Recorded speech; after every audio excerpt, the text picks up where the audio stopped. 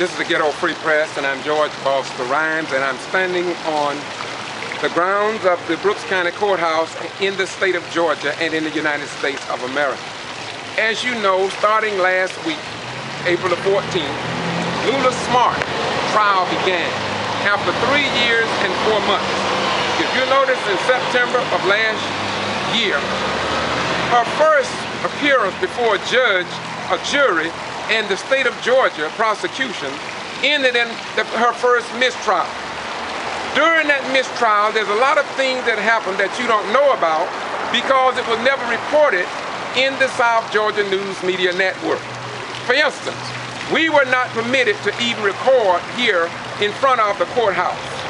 Moreover, we were not allowed to take cell phones into the courtroom last year, which was not a problem. That's not a problem.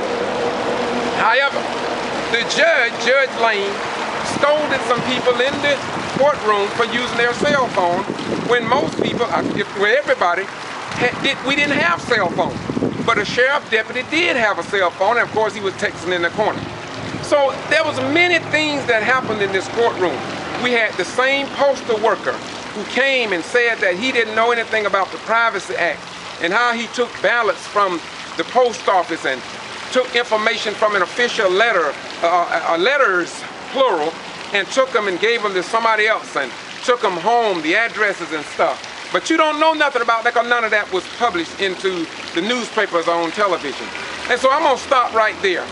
Well, I'm going to tell you one more. There was a lot of things that took place in that mistrial. One lady, we were told, that was out raking her yards, and they would subpoena her and pull her from her yard to come testify. Moreover, you don't know nothing about the two people that were subpoenaed during the first mistrial, who was on the witness stand crying because they were thinking about how the G.B.R. intimidated them during their question, and they had just lost a family member to death in their families. You also had the man, and they had actually escorted him out of that courtroom. But y'all don't know nothing about that because no news media reported that. And so, skipping right along, there was so much. That's why the Secretary of State, Eric Holder of the Justice Department, and people that are concerned with voting rights need to get a copy of the transcript of last year's mistrial and review it in order to help voting rights here in the state of Georgia. Now, to save time, some of the same stuff happened during this mistrial. Yes, but the reason I stopped by today is because I want to be brief, I want to be pointed, and I want you to know before I get into why I'm holding these newspapers, is that Pastor Calvin Benjamin and myself, we walked the streets of Quitman. I was in Atlanta on December 21st, 2010, when the Quitman 10+10 was picked up. But I was called, and you'll find this on my other video because I don't change it. They talked about how they were harassed, not the Quitman 10, but I'm talking about everyday common folk. A lady in Marvin, Georgia, 80-some years old, was so intimidated, she said she wasn't going to vote anymore. Over by Old West End Milling Company, right on down the street there on the right, I met two elderly ladies. One who didn't want to talk to us, but her neighbor across the street talked about how she was so intimidated, until the degree she said she would never vote again. And then Tyrone Brooks and myself, we walked down in Old Slab Town. We walked over by where the educators live, by Old Washington Street High School in Booker T. Washington. And we interviewed people. We interviewed people on the street. We walked the street with then he wasn't even a councilman then, James Brown, the new mayor now. We actually walked and we actually talked to people, and I got it on film. And we sent this information to the United States Department of Justice with Eric Holder for him to take a look at, and he did absolutely nothing. I didn't create this. I'm not lying. If anybody think I'm lying, then call me on the lie, and I can prove it by the witnesses that we have on video. And we sent it to the Justice Department. Now, I have been saying it for over 20 years. There is a system to destroy this nation. They want to destroy it by getting rid of freedom of speech, freedom of the press, and freedom of religion. They are out to destroy our beloved nation that so many of our sons and daughters have died to defend over these many years. Now, can you imagine if our elected officials and our representatives and our Senate and the Georgia General Assembly are concerned about voting rights? How could it be in Brooks County that the Quitman 10+2 had to go through a court case, Lula Smart, and the Valdosta Daily Times, the only newspaper in Valdosta, on the 14th, Lula Smart could have gone to jail. The Quitman 10 case has reached national and international level. But on the Monday, nothing in the Valdosta Daily Times, our only newspaper. Tuesday, nothing in the the Valdosta Daily Times about them standing before a judge and a jury, supposed to be among their peers. You don't know that the jury makeup was on out of 200 people that was called for jury duty, we were told. And I counted the people, and it was a lot of them. And then they narrowed it down to 12 jurors, and only one black was on that jury. Out of all those people, out of a city where the population may be 65% black, but yet only one person was on that jury, just like it was before I had 2 blacks. And so it seems as if though they can sit in judgment of us, but we can't sit in equal judgment of them. Wednesday, April the 16th, seemed like with what took place in the courtroom, everybody in the Brooks County Courthouse was asking, where is Channel 6? Where is Channel 10? Where is Channel 27? Where is CNN? Where is Al Sharpton and others? But that is what we have to go through here in South Georgia. And not only the Atlanta Progress, none of the black newspapers was here. Anyway, let me go on. Thursday, intense trial. Nothing reported in the Valdosta Daily Times. Citizens waiting to know what is happening about voting rights in the state of Georgia. But nothing was in that newspaper.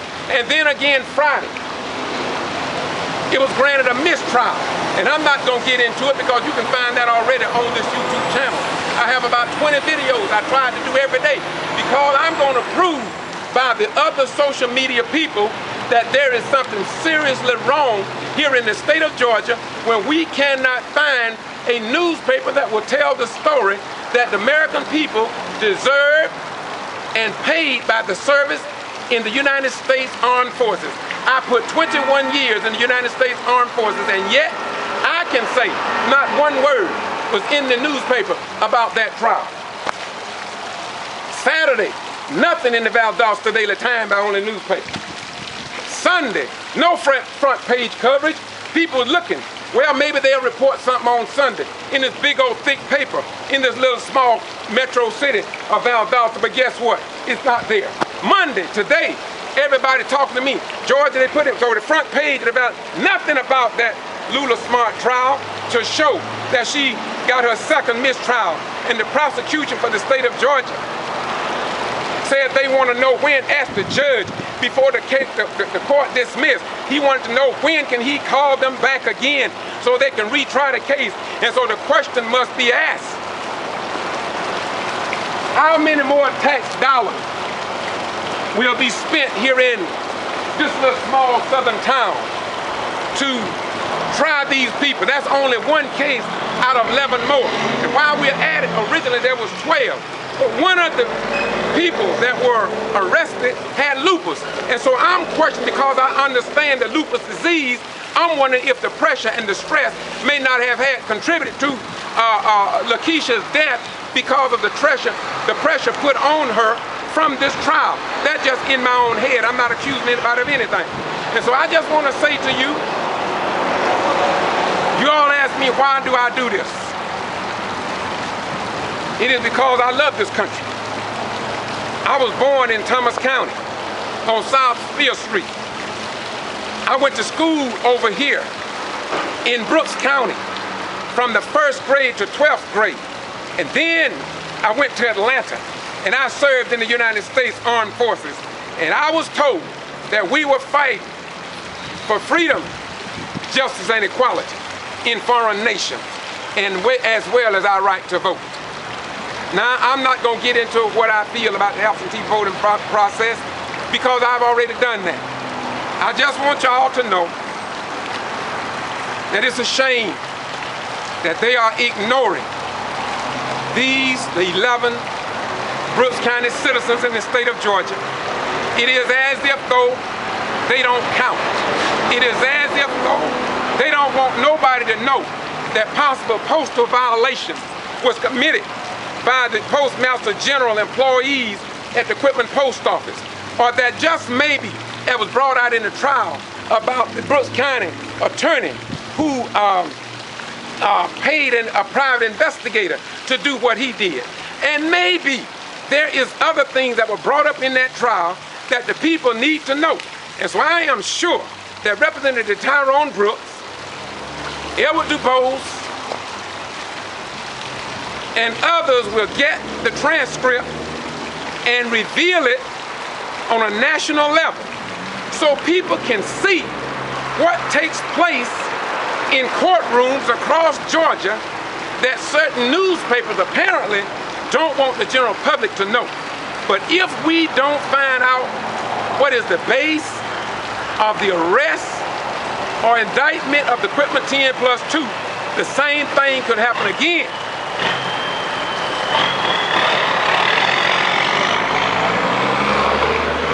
And the people who have trust in our form of government, let me repeat, the people who have trust in our form of government, their faith will be weakened. But I'm going to say again, I'm going to ask you an intelligent question. And I'm not that smart. I don't have a PhD, but I'm going to ask a question. Why? Why was this not news here in South Georgia? And why wasn't this news in the Atlanta Journal and Constitution? And why wasn't this news? Google it on the internet. But if they were found guilty, or if somebody had informed somebody that things were going against the Lula Smart in this courtroom, most of us said, even during the trial, they would have been here then. But I'm here, it seems like to me and others, that the witnesses for the state really contributed to the defense in this particular case against Lula Smart. Well, just maybe, we'll get justice. Because I believe the God of our ancestors is yet in control. And he is keeping watch over his own, as he said he would. And if we did not have a God on our side, we probably would still be on the back of the bus. Or we probably would still be under conditions that no human being would want to be in. And so we must thank our ancestors who fought for us to be free and for us to have our day in court. But in the end, regardless of what happened, right and justice will win in the end. I'm gonna leave you now, but I want you to know that many people in social circles are using their media, they're using their cameras, and they are creating their own media source because they realize now that the newspapers, the television, and the radio are controlled. And if you can't see that, and if you can't understand that, then you probably is a little Satan yourself. But just remember, St. John 8:32 says, and ye shall know the truth, and that the truth shall set and make you free. You cannot be free until truth comes. Until next time, peace. This is the voice of the common man, both black, white, Christian, Muslim, Jew, Hindu, and others. Truth must be heard during the last days of the reign of the wicked. Peace.